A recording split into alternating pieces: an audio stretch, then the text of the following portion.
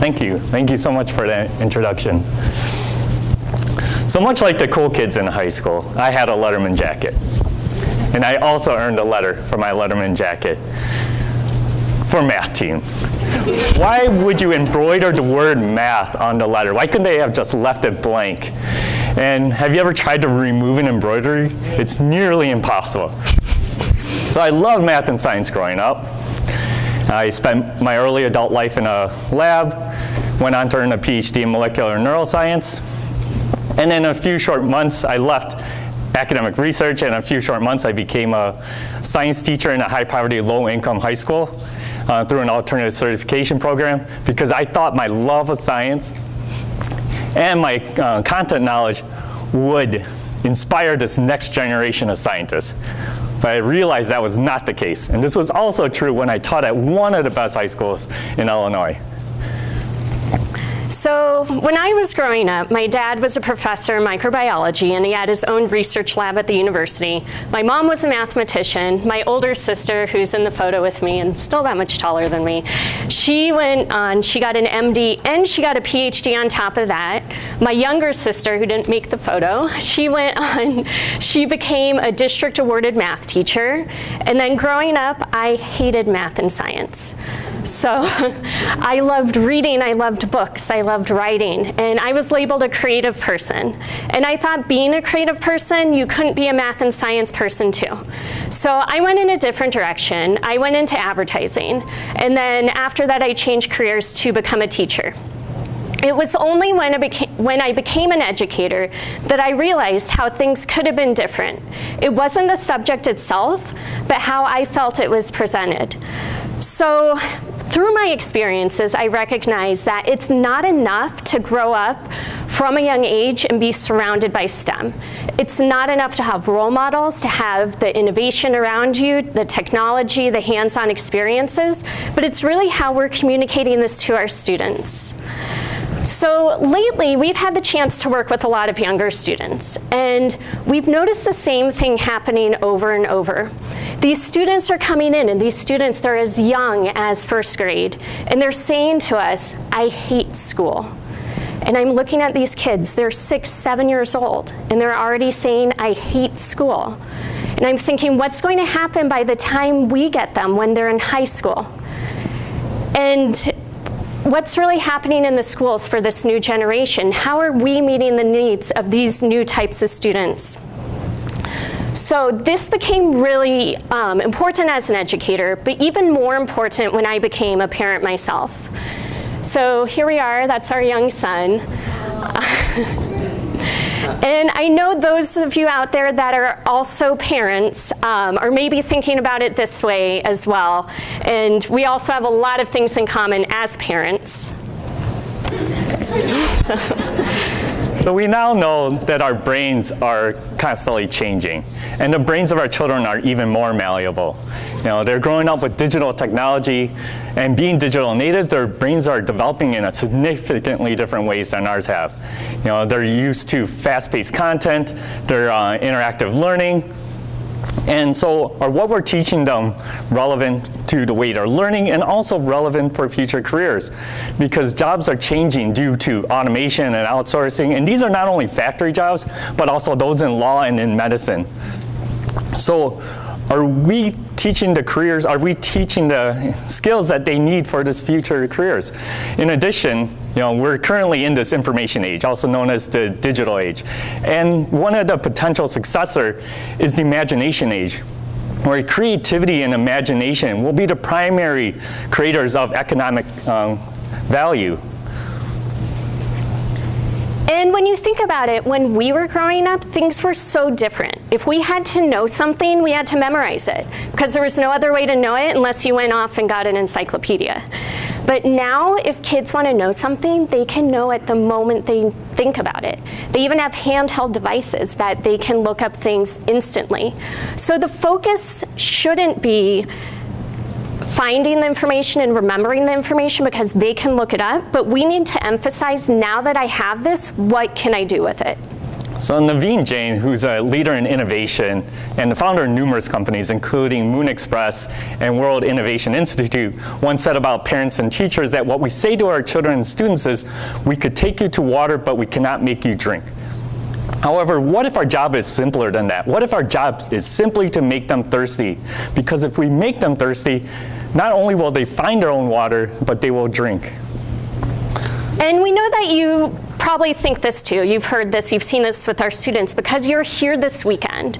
And this weekend we have the chance.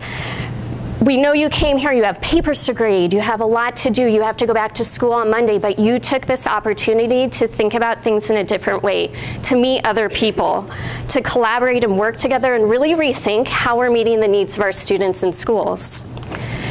So we kept thinking about this. How can we get our students excited about learning again? How can we make them thirsty? And even though we were in completely different subjects, I was the English and reading teacher and Ed was the science teacher, we wondered what would happen if we combined, if we joined forces and we taught students the way that we think they should be taught. So Sarita alluded to this a bit in the introduction, and this actually started years ago at a YAL conference here. And I attended a workshop. It was on Chew on This, which is basically Fast Food Nation for kids. And I was really excited. I came back to school and I was talking to Ed because he taught the same students I did in his biology class. And I said, you know, I want to teach them about reading comprehension and writing, and I want to teach this book. And in your class, you can teach about the digestive system. He decided to teach things that matched. And it was just a simple thing, just two people in different subjects combining together.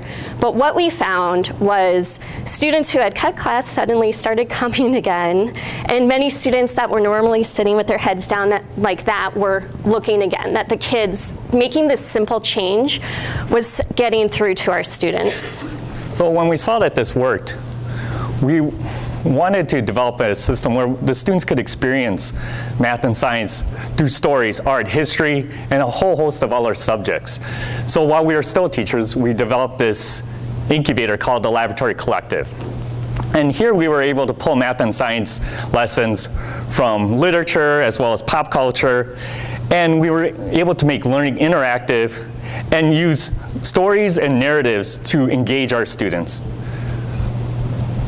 So we wanted to see what happens when you teach chemistry through the lens of Harry Potter, or what happens if you're teaching math and science through a zombie apocalypse scenario. So,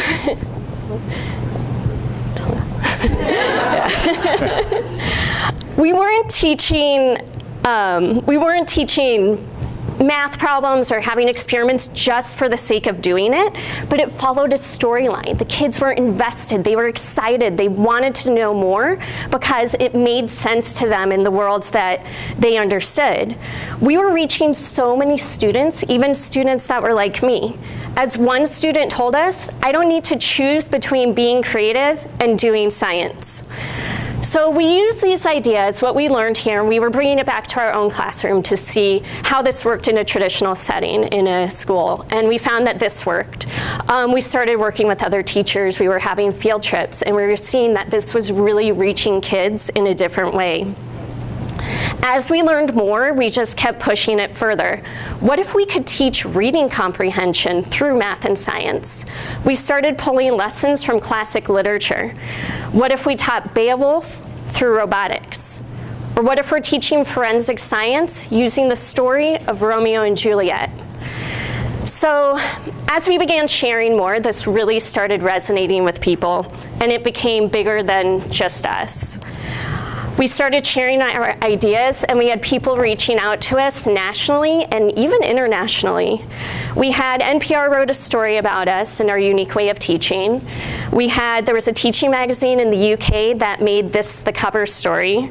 We had a team from AOL Innovations flew in from New York to take some video to show this unique way of teaching. We even had people, education groups from other countries that wanted to bring innovation into their schools, and they wanted us to have professional development for their teachers to really think in this unique way. And as Sarita said, we most recently became the Tribeca Disruptive Innovation Awards. We became fellows of that.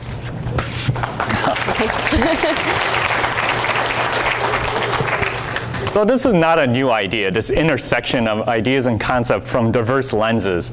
You know, it's been used throughout history and by companies large and small. So in Pixar, it's not only the director and the creative leaders that come up with all the ideas, but every member of the 200-plus production group makes a suggestion. And the 15th century, the Medici family in Florence, Italy, brought together and financially sponsored all of these artists, writers, architects, philosophers, humanists, and scientists. And this assembling of these diverse interests led to this historical era of innovation and even to the birth of the Renaissance. And this profound innovation was coined, because of this profound innovation, Franz Johansson coined the term the Medici effect, where the most powerful innovation happens at this intersection where ideas and concepts from diverse industries, cultures, and disciplines collide. So a lot of people wonder, how can we do that? And we know that it doesn't have to cost anything, it doesn't need technology, but it is something that we can start doing too.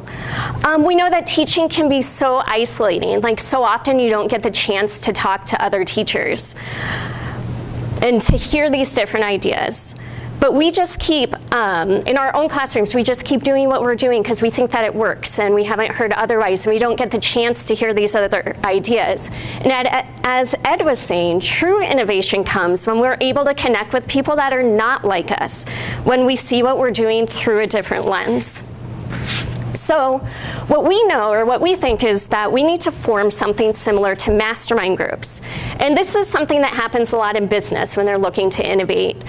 We don't hear about it as much in education, but basically a mastermind group has two features to it. One is that it includes a small group of people that are really passionate about sharing, they're into supporting other people. The second part is that they make a commitment that they're going to meet routinely, and that could just be once a month. So we also found that the best part of this is that you need to have people in it who are not like you, that can see things through a different lens. And that's what really helped when we were developing things, that we saw things so differently. So this weekend, we have the incredible opportunity, because there's so many like-minded people here that are so passionate about doing new things and learning and making a difference, that come from a discipline that's different than what you're working on. So when you came in, I'm hoping everyone got a different colored piece of paper. Did that happen? Yeah. Okay, so go ahead, take out your paper. So the reason we did this was we wanted to identify people in different subject areas. We see so many people at the conference, but sometimes we just don't connect with them. So go ahead, hold up your papers so we can see what everyone is. And as you're looking, I want you to identify, pick people out that have colors that are different than yours. See someone, make eye contact, but identify someone who you want to talk to later. This is going to help you meet a small group of people from different subjects, maybe even different schools, so you can connect and work with them. And if you didn't get a color, hopefully you can get one afterwards and just use it to identify with other people. So what we did was we have the perforated edges, and the idea is, as you're meeting people, we want you just not to know them this weekend, but to make connections. You can tear it off and share contact information with them, and our idea is that you're going to collect a rainbow. So you're going to have a collection of people from different subject areas that you can connect with. We wanted to create an idea to break the ice. So everyone right now can think of a teaching tip, something you do in your classroom that you do all the time that works so well that you wish other people could know. It could be something you do to start each class, something like a grading hack, something you do to start or end the school year, a classroom management, just anything you do that's been so helpful to you. And throughout this weekend, knowing the other disciplines that you want to connect with, ask them, what's a teaching tip that you have? So that's one way to break the ice. So you get a tip, and then hopefully you meet someone from another discipline, and you really get to start generating these ideas from people that are not like you. And we know one of the difficulties. I just wanted to say, you might be able to rip off a little. Oh yeah. Oh, there might be more over here. Oh, Yeah, that's a good idea. great idea. Kind of as you're interacting with people, you Yeah. can say, hey, I haven't met anybody with a pink tag yet. Yeah. No, that is. That is a we great should do that, idea. Yeah. Oh, your contact's behind your name. Yeah. And we also know one of the difficulties forming a group like this is finding a place to meet. Someone that's quiet and not someone's home. So we would love for whoever's the first group to take a photo of their rainbow sheets, that we would love to host your first meeting at our space in Bucktown.